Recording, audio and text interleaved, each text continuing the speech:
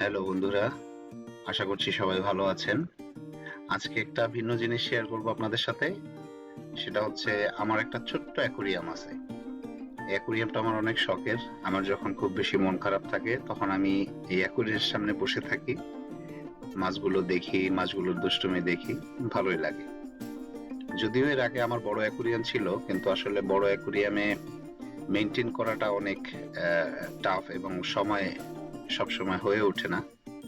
যার কারণে অনেকদিন পরে একটা ছোট্ট অ্যাকুরিয়ামের সেটআপ আমি করলাম এবং এই অ্যাকুরিয়ামের ডেকোরেশনটাও আমার নিজের করা।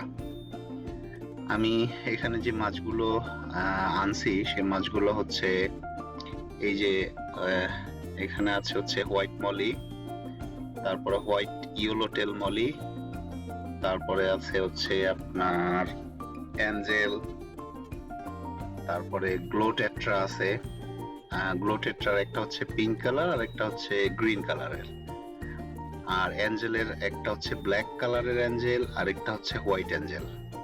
অ্যাকচুয়ালি হোয়াইট না, হোয়াইট ইয়েলো শেড দুটোই। আর গাপ্পি তো কমন মাছ। এই যে এই পাশের যে ছোট্ট চেম্বারটা দেখতেছেন, এটা আজকে সাজাইছি।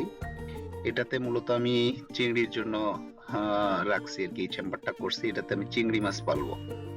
তারপরে আরেকটা হচ্ছে আমার গ্লো টেট্রা তো বললাম, গাপ্পি আছে, আর হচ্ছে আপনার মলি আছে। এই যে কালো, এটা হচ্ছে ব্ল্যাক মলি বলে।